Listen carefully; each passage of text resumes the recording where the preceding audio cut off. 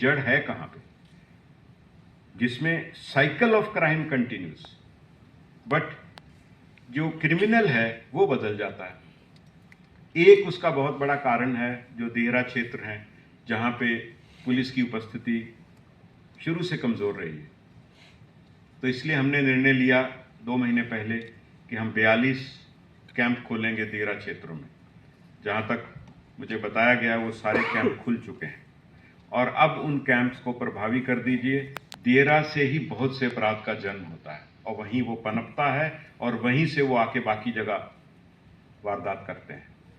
तो देहरा की जो इफेक्टिवनेस है कैंप्स की, कैंप खोलना एक बिंदु है, लेकिन उनको इफेक्टिव बनाना ये थाना अध्यक्ष और पुलिस अधीक्षक की जिम्मेवारी है। उन कैंप्स पे जाइए और ये देखिए कि वो इफेक्टिवली काम कर रहे हैं।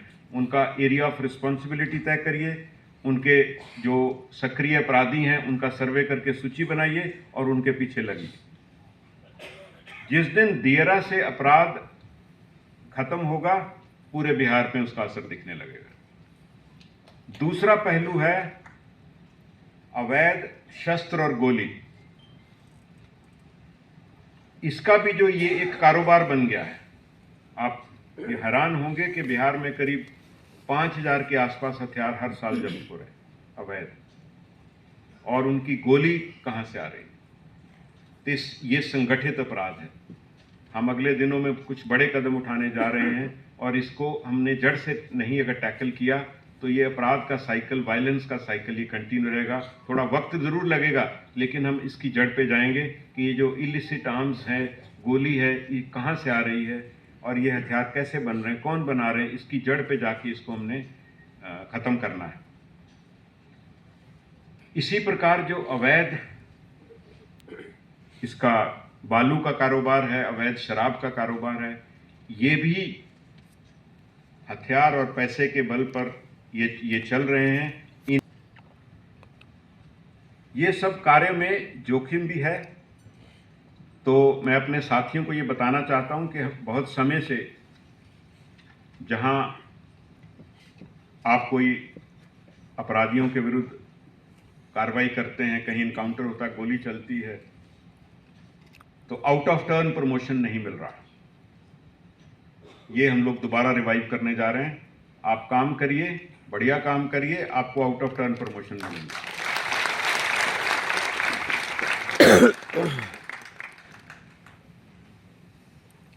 उसके बाद जो चीज़ समझने की है, जो भविष्य है, वो टेक्नोलॉजी का है।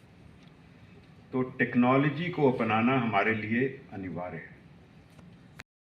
इसका इम्प्लीमेंटेशन मेरी अपेक्षा है। सबसे पहले आपका अपना व्यवहार, आपका अपना आचरण, और कोई ऐसा काम नहीं करना है कि जिससे पद का दुरुपयोग हो, भ्रष्टाचार हो। तो सबसे पहले अपने आप को ठीक रखना है। और थाना अध्यक्ष जो हैं, टीम के लीडर हैं, मैं मानता हूं कि उनका अपना आचरण सबसे पहले एग्जाम्पल होना चाहिए, जिसको बाकी भी देख के उस हिसाब से काम करेगा। तो आपको सबसे पहले आप अपनी टीम का आचरण, और ये चीज़ आप अगर ठीक से कर लेंगे तो आप देखेंगे कि आपको देख के बाकियों में भी बदलाव दिखने लगेगा। दूसरी चीज़ है, गांव मोहल्ला में आप अपनी पकड़ मजबूत करिए। लोगों से जो आप जुड़ रहे हैं, जो व्हाट्सएप ग्रुप बना रहे हैं, या जो आप विलेज क्राइम सर्वे करते हैं, लोगों से जुड़िए। और उसका वही है, know your area, know your people, know your police. लोगों को अपने बारे में भी बताइए। सेक्टर अफसर जो हमारे हैं, हर गांव में कम से कम 50 लोगों को जाने, by name, by face, by family. और थाना अध्यक्ष भी लोगों को बाय नेम, बाय फेस जाने। ये इतना महत्वपूर्ण है कि इस सब चीज़ की बुनियाद है। जैसे ही आप व्यक्तियों को जानते हैं और एक नागरिक के रूप में उससे बात करते हैं, समझते हैं, आपके सारे काम करने के तरीके बदल जाएंगे। आप अपने आप को शासक मत समझिए, आप अपने आप को कानून का रक्षक की भूमिका में देखें। तो जो शासक से कानून के रक्षक का रूपांतरण है, वो आपके व्यवहार और आपके काम से जुड़ा है। पर ये संभव है, लोग कर भी रहे हैं। बहुत से लोग कभी कभी मेरे पास आके बताते हैं कि साहब हमको बहुत मदद की, इसने मदद की। ऐसा नहीं कि ये संभव नहीं है, सिर्फ हमारी सोच इस ओर नहीं रही है। जिस दिन हर थाना अध्यक्ष ये ठान लेगा अपनी टीम के साथ बैठ के, उस दिन से ये शुरू हो सकता है। तीसरा बिंदु है जो सबसे मैं मानता हूं कि हमारे लिए बड़ा चैलेंज होगा, एटलीस्ट कुछ जिलों में और कुछ थानों में, वो है 75 दिन में अनुसंधान को पूरा करना। ये बड़ा चैलेंज है, पर इसके रास्ते हैं, इसके रास्ते हैं। आप अपने पुलिस अधीक्षक के साथ बैठिए, जो हमको समझ आएगा वो हम बताएंगे, बाकी आप रास्ते ढूंढिए। 75 दिन में जिस दिन हमने अनुसंधान कर दिया, जो कहा जाता है कि भाई रूल ऑफ लॉ, जब एक व्यक्ति को पता है कि अगर वो कानून तोड़ेगा तो 75 दिन में उसके खिलाफ कोर्ट में केस जाएगा, तो कानून का जो ज़मीन पे जो पकड़ है, कानून अपने आप मजबूत हो जाता है। आज की डेट में हम 270 दिन में ये काम कर पा रहे हैं। निश्चित रूप से विलंब है और उसके कारण भी मैंने आपको बताए, लेकिन अब उसको ख़त्म करना है। तो 75 दिन में जैसे आपका अनुसंधान होने लगेगा, तो जो रूल ऑफ लॉ है वो अपने आप ज़मीन पे दिखने लगेगा। बता। चौथी बात है जो हमारे विभाग के लिए महत्वपूर्ण है, महिलाओं की संख्या तो बढ़ी है हमारे यहाँ, लेकिन महिला के अपराध की बात हो या महिला को पुलिस पे फेथ की बात हो, इससे विशेष ध्यान देने की जरूरत है। तो मैं चाहूंगा कि महिला सुरक्षा की बात हम छोड़ दें, इससे आगे बढ़ें। अब हम निडर नारी वाला जो सिद्धांत है उसको अपनाएं। हर महिला में ये कॉन्फिडेंस हो कि वो कहीं भी 24 घंटे कहीं भी जा सकती हैं। वो माहौल, वो विश्वास हमको दिलाना है, और ये हर गली मोहल्ले में दिखना चाहिए। आप गश्ती में हैं, 112 की गाड़ी पे हैं, आसपास देखिए कोई लड़की महिला, उसके साथ कोई छेड़छाड़ कुछ कर रहा है, तो आप खड़े होकर देखिए मत, उसको ये समझ आए कि पुलिस के रहते ये नहीं हो सकता है, उसका इलाज करिए।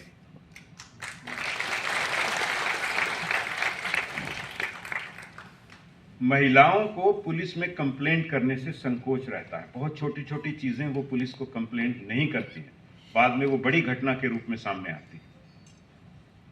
इसके लिए मैं चाहूंगा कि जो हमारी 112 की सेवा है, हम इसको हर महिला को ये फ्रीडम दें कि उससे कोई भी कोई बात हो तो वो 112 को फ़ोन करे, और वहाँ महिला ही सुनेगी और वो थाना के महिला हेल्प डेस्क तक पहुँचाएगी और वो महिला ही कार्रवाई करेगी। महिलाओं को ये विश्वास हो कि मेरी बात महिला सुनेगी, महिला कार्रवाई करेगी, तो वो संकोच कम होगा। इस चीज़ को आपने ज़मीन पे उतारना है। महिला हेल्प डेस्क थानों में बन गए हैं, जो बचे हैं वो भी अब जल्दी चालू हो जाएंगे। तो हमारा जो 112 का फैसिलिटी है वो महिलाओं के लिए हम खोल दें, चाहे इमरजेंसी नहीं भी है तो उसकी शिकायत को महिला हेल्प डेस्क तक पहुंचाएं, और वो महिला हेल्प डेस्क ये इंश्योर करे कि जो कार्रवाई बनती है जो महिला से संबंधित है, जहां महिला से छेड़खानी हो गया या इस तरह की कोई जो बात है, उसमें वो कार्रवाई महिला शुरू से लेके अंत तक, एंड टू एंड सोल्यूशन महिला की समस्या का महिला ही देगी पुलिस। ये चीज़ को आप इम्प्लीमेंट कर देंगे तो जो आपका सिटीजन सेटिस्फैक्शन सर्वे है, महिला 50% आबादी है, तो आपके सर्वे में सबसे ज़्यादा कॉन्फिडेंस उन्हीं का दिखेगा।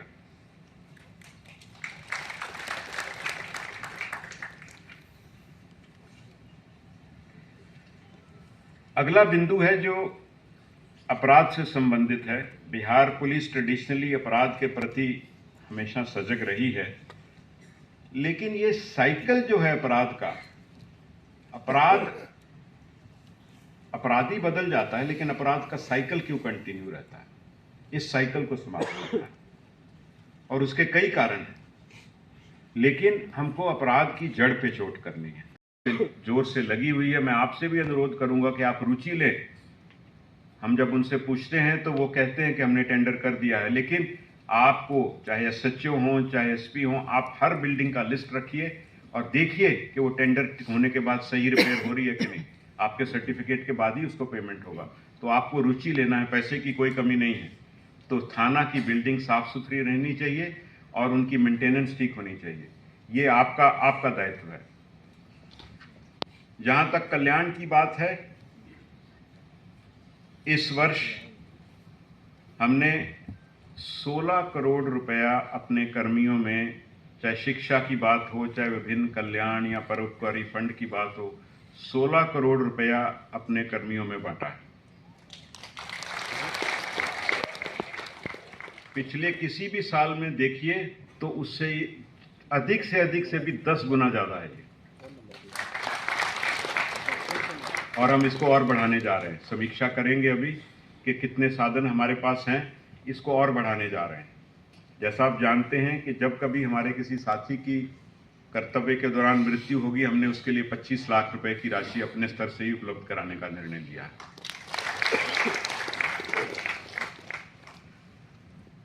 तो ये जो हमारा प्रयास है ये इस ओर है कि आप मजबूती से अपना काम करें, अपने कर्तव्य के प्रति समर्पित होकर काम करें और बिना दाएं बाएं देखे हुए काम करें। इस यात्रा में अब प्रश्न है कि वर्ष 2024 में हमको क्या करना है। हम ये पहले आपसे वार्ता कर चुके हैं जिलों के माध्यम से कि हमने इस बार 10 मिशन लॉन्च किया है।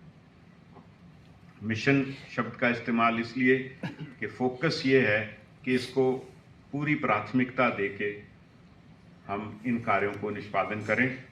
मैं उनको दोहरा नहीं रहा क्योंकि आपको वो मालूम है, लेकिन मैं यही कहूँगा कि ये मिशन में कोई नई बात नहीं है। जो कार्य हम 1 साल पहले करते आए हैं उन्हीं का ये फोकस्ड अप्रोच से काम करने की बात है। और 2024 में जो हमने 23 में किया वही कार्यों को आगे बढ़ाएंगे।